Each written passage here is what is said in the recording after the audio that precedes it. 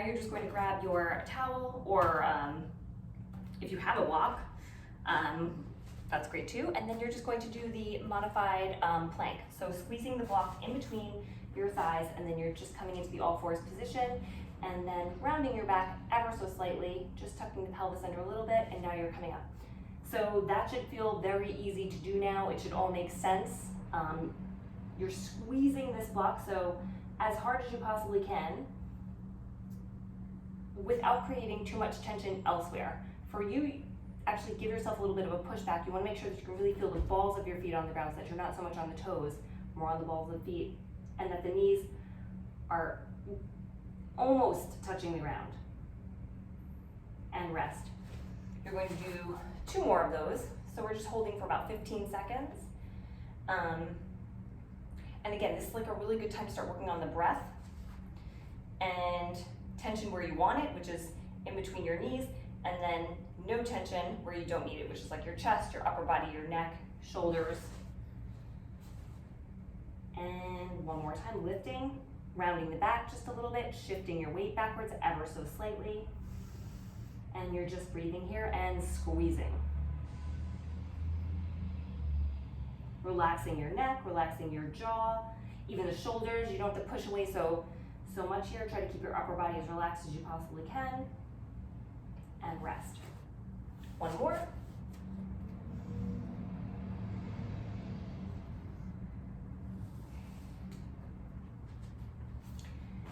And set yourself up nicely. Make sure you're in a nice right angle here. And squeeze and lift. Now around the lower back a little bit. Keep squeezing, keep hovering, push yourself back just a little bit.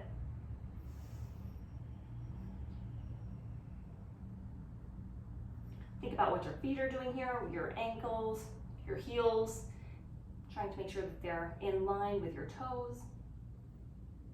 And rest. That's good. Now you're going to go ahead and grab your blocks. I find that, I find that for this one, it's best to actually use something that's a little bit higher. You know, I think 2 is probably better than 1 for this particular exercise. On all fours, left knee on top of the books. And then just set yourself up so that you're on the edge. And then from here, you're just going to start with a neutral hip, and then you're just going to take 10. So as you're dropping your hip down, try to make sure that your knees are in line with one another, and then you're hiking up. So we're just doing 10. Drop it down, hike it up. So you're hovering. Your knees are working towards one another, so you're trying to keep what you just had with the block. And also start to incorporate that hip hike. And again, after all the things that you've just done, all the warm-ups, all the hip stuff, this should like make sense now. This should feel like, okay. So, and at the bottom, you can really relax here. You're hiking up a little bit more, and relax. Keep squeezing the knees towards one another as you hike up here. I don't know if you can, but once you kind of run out of a place to go and you're stuck, suck in your low belly. You should feel this a little bit in your left abs, really to get that little extra movement, and then let the hips relax. And then you're taking 10 out to the side. So letting that hip drop. So first things first, neutral, drop, neutral, drop. Let that hip open. So you're just abducting out to the side. Your weight is slightly, again, over to the left, same as it was in the kickstand, but it should be a challenge. You know, you're not sinking too much here. You're still trying to create a tabletop position. And again, just be mindful that as you do this, that the hip doesn't open too much, that you're not swinging, that the knees are in line with one another, but that right hip is just slightly lower.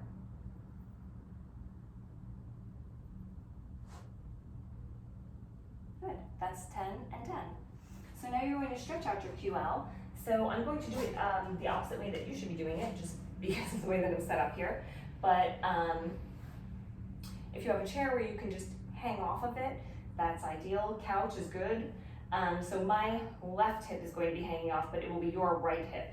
So I'll I'll cue as though I'm doing it with your side. So you're just going to extend your right leg out all the way. Make sure that you have something to hold on to here. And as soon as I'm not even doing anything, and obviously because half my hip is on here, I'm falling off. The hips are not in line with one another. Reaching that right arm up towards the ceiling. Allow yourself to go even deeper. Reach up, reach up, reach up, and just sink into this stretch. Try not to let the body come too far forward. Trying to reach directly up towards the ceiling and just let that hip drop down. You're reaching diagonal and up. And just holding here for a couple of seconds. I feel that one very, very deeply in my QL, and it's a good prep for the standing exercises. And rest. Now you're going to come up to stand, and you're going on top of the blocks, and you're going to do, or books, whatever you have, and you're going to do the standing exercises. So again, think about what you did in the very, very beginning. For this one, actually, I find that a shorter book is probably better. It gives you a more realistic sort of perspective on the range of motion you should be getting here. But you're starting just with both hips in line with one another. Right foot is slightly flexed. Left knee is just not locked out, but is also not bent. And then you're just letting that right foot move towards the floor. And then come back up to stand. So just like you did, so we're doing 10 of these. So the knee is bent a little bit, but it's not bending anymore as I'm moving. Let that right hip drop, and then you can just kind of relax, kind of to get yourself to sort of feel this a little more. I do feel this, as Mike would say, like crazy in my left hip. But again, I think it's also the other things, the prep, that does help for this. Dropping it down, lifting it up, take 2 more. I'm even letting my foot touch the ground a little bit. I'm giving a little bit of pressure because this is firing, this is activating. You're here at the bottom, turning those toes in. And again, just to give you a little bit of more of a frontal view here, I'm deep into this hip now. And then you're just taking it out to the side, toes pointed in, heel is leading, back to center. 2, stop. If you need to readjust, just take a second. Let that hip drop. 3. This is very hard. 4. Like I keep wanting to go like this, but because it's burning. 5. 6.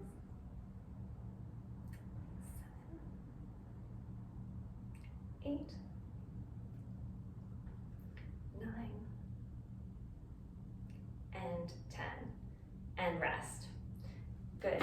So again, maybe you want to do, before you begin this, a couple of these again with the toes turned out. That may be helpful for this.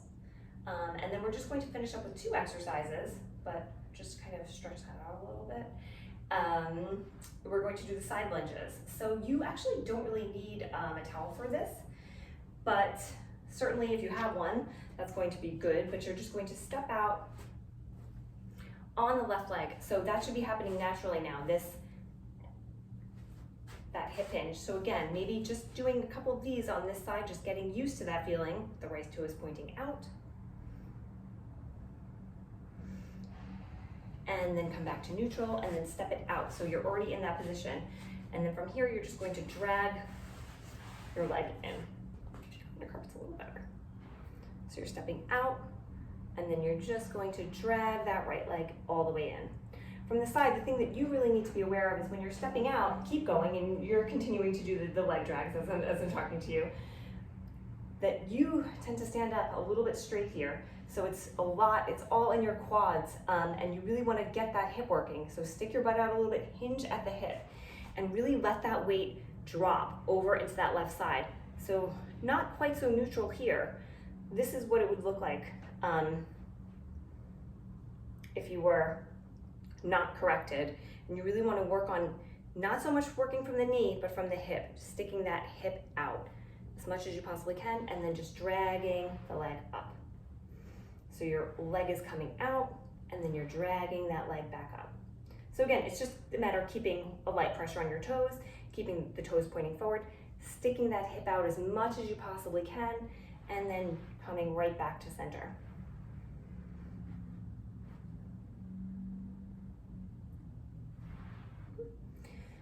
This is a really good time to start thinking about what your feet are doing also, so you want to make sure that your foot is in contact with the ground.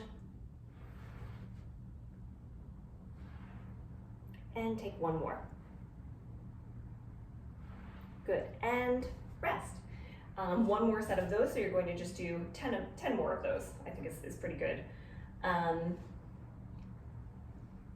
But yes, the thing that you really want to work on here, or the mistake that I see, is just that it's too quad dominant and your upper body remains up high. So you want to hinge deeply at the hips, but even more so than that, you really want to work on this movement. It's more than just a hinge. It's a hinge and an extension out the back. So just taking one more set. So you're just stepping out, and you can see your body will naturally want to rotate, and then you're dragging that leg in. Bend the knee, hinge at the hip, and then drag the knee in. Hinge, hinge, hinge, hinge, hinge. Take a second pause there, drive up.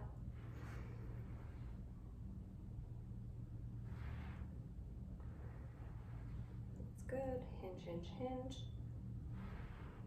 Check your feet, see what your feet are doing, and don't force your upper body to come forward. You're trying to keep your upper body up, but you're also allowing for that hip to hinge, because that's what this is, it's the hip hinge. And that's good. Good, and then just lying down on your side, last thing. This one we've not done before, but you're just going to give it a try. So you're just in a comfortable position, and your legs are going to be straight out beside you. So you're gonna, I also have a hard time balancing here, so you can use your hand, your bottom hand, to help you, but not too much, just for that little bit of balance, and then you're just lifting the legs up and dropping them down 10 times. So you're lifting the legs up, dropping them down. You should feel your QL. That's what's working to make this happen. 4. Making sure the legs aren't too far in front or too far behind you. They're just making sure that you're in a nice straight line.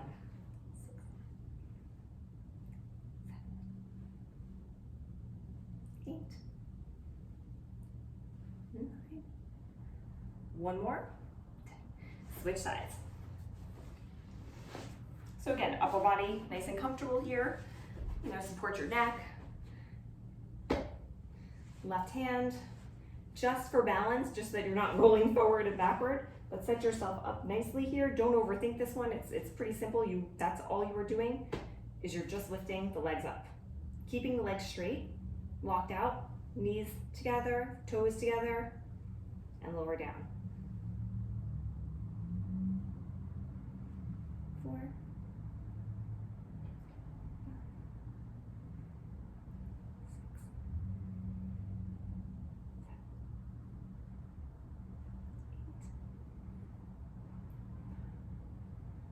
1 more. And rest. Done. Repeat one more time today and every day for the next week and a half. And I am hoping that you'll be golfing this weekend.